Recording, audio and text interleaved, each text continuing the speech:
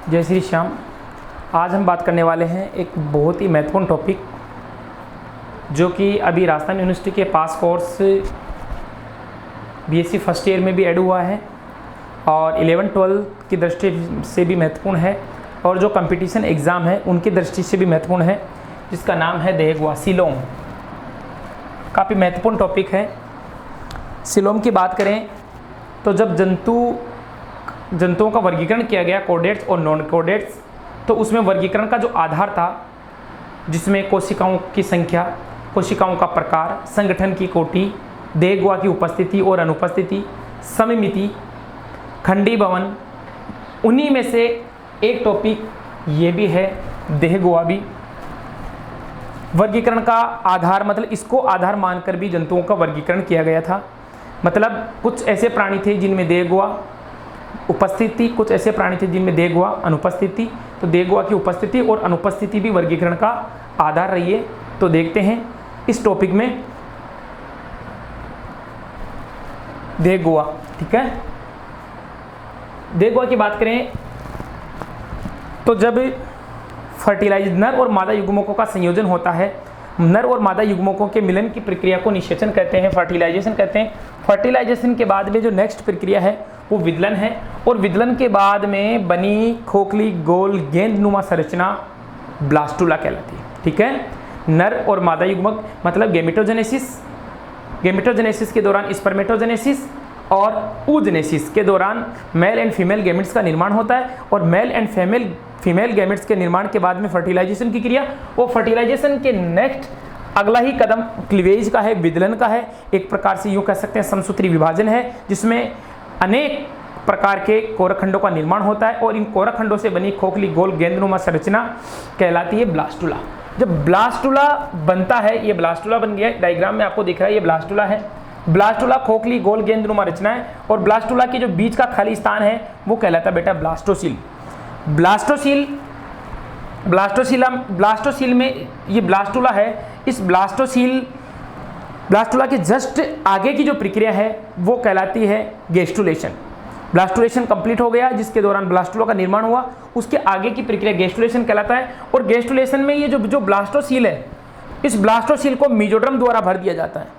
कुछ प्राणी ऐसे हैं जिनमें इस ब्लास्टोसील को, इस कोरक गुहा को कंप्लीट ही मीजोड्रम से भर दिया जाता है और जिन प्राणियों में मीजोड्रम से ब्लास्टोसील भर दी जाती है उनमें देहगुआ नहीं रहती है।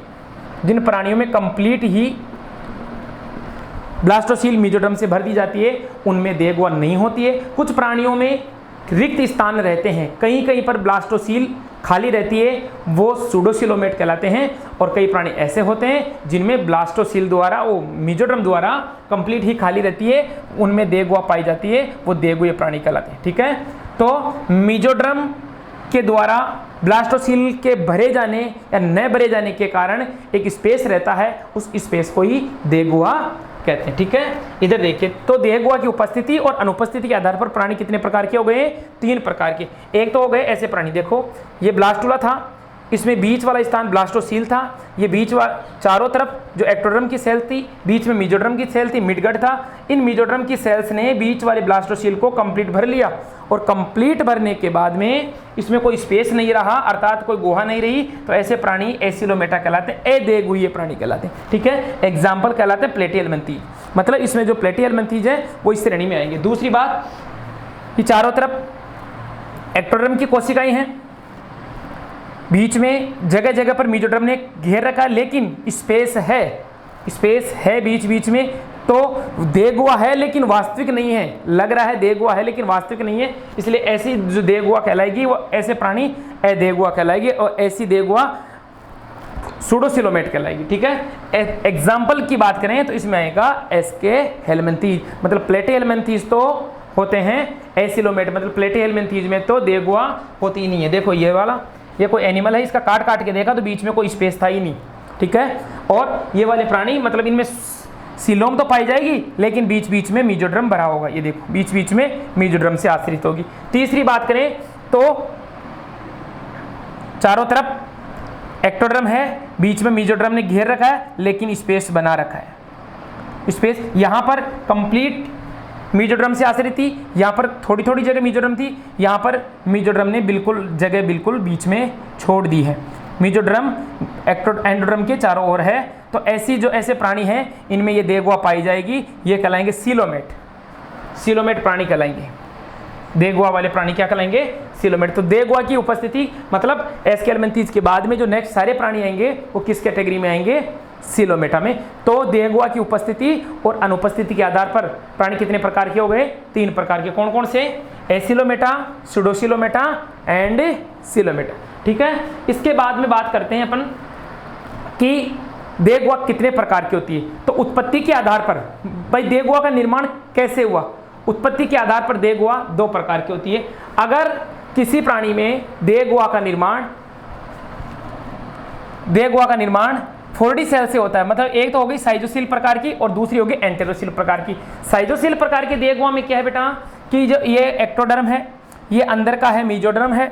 अब यहाँ पर जो एंडोडर्म की जो कोशिकाएं हैं, एंडोडर्म की कोशिकाएं हैं, ये आवर्धित होकर नई सेल बनाती है जिनको 4D सेल कहते हैं। तो 4D सेल में जब अंतर्वलन होता है, मतलब एंडोडर्म की जो कोशिकाएं हैं जिनको टीलोब्लास्ट कहते हैं या 4D सेल्स कहते हैं, इनमें अंतर्वलन के कारण, बैंड्स के कारण अगर सीलोम का निर्माण होता है, देगुआ का निर्माण होता है, ये लिखा हो ना साइजो मतलब टू स्लिप्ट, अंतर्वलन के कारण, घुमाव के कारण, ये देखो ये 4D सेल्स थी, इन्हें अंतर्वलन हुआ, अंतर्वलन के कारण अगर देगुआ का निर्माण होता है तो ऐसी देगुआ साइजोसील कहलाएगी और ऐसे प्राणियों को साइजोसिलेमेटा कैटेगरी में रखा गया है। एग्जाम्पल की बात करें, एनिलिडा, आर्थ्रोपोडा और मोलस्का। साइजोसिलोमेटा में कौन कौन आएगा? एनिलिडा, आर्थ्रोपोडा और मोलस्का। ठीक है, दूसरी बात है एंटेरोसील प्रकार की। एंटेरोसील प्रकार की में क्या है? एंटेरोसील प्रकार की में जो एंडोड्रम है, एंडोड्रम में अंतर्वलन हो गया, एंडोड्रम में ये अंतर्वलन हो गया, ये अंतर्वलन आगे की तरफ बढ़ गया और बढ़ने के बाद में चारों तरफ इसको घेर लिया और बीच में स्पेस हो गया। मतलब अध्यांतर के कारण, लिखा अध्यांतर के 2 पाउच है, अध्यांतर के पाउच के कारण यहां पर तो 4D सेल्स के द्वारा हुआ और अध्यांतर के कारण जिस देगुआ का निर्माण हुआ उस देगुआ को कहते हैं एंटेरोसील। एग्जाम्पल की बात करें तो इकाइनोडर्मेटा, हेमिकोडेटा और कोडेटा। ठीक है, तो इस प्रकार अपना एक बहुत ही महत्वपूर्ण टॉपिक कंप्लीट हुआ जिसका नाम था देगुआ।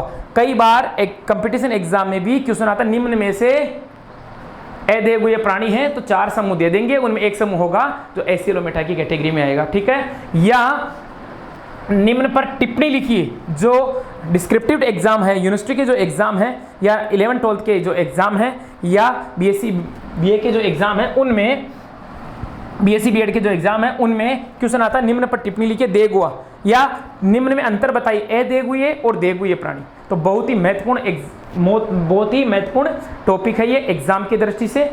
तो आज हमने एक अच्छा टॉपिक कंप्लीट कर लिया और अभी हाल ही में ये टॉपिक BSc फर्स्ट ईयर के फर्स्ट यूनिट के फर्स्ट चैप्टर में ये टॉपिक है सीलोम। अगला जो नेक्स्ट चैप्टर होगा वो सिमेट्री से अपन कर लेंगे। ठीक है, आपको इस चैनल के द्वारा या मेरे द्वारा बताई गई जानकारी कैसी लगी? अगर आपको ये जानकारी अच्छी लगती है तो आप चैनल पर जाकर उसको लाइक करें और अगर आप चैनल पर नए हों तो चैनल को सब्सक्राइब अवश्य कर लें, क्योंकि जो भी नया वीडियो आएगा, जो भी नई क्लास आएगी उसकी जानकारी आपको लग सके। और इसके अलावा अगर आपके दोस्त या आपके अन्य कोई मित्र, अन्य कोई स्टूडेंट्स अगर इसी क्लास से संबंधित या इसी प्रकार की कोई कंपटीशन की तैयारी कर रहे हैं तो उनको भी ये वीडियो साझा कर दें, शेयर कर दें, ताकि उनको भी ये जानकारी मिल सके। Thank you.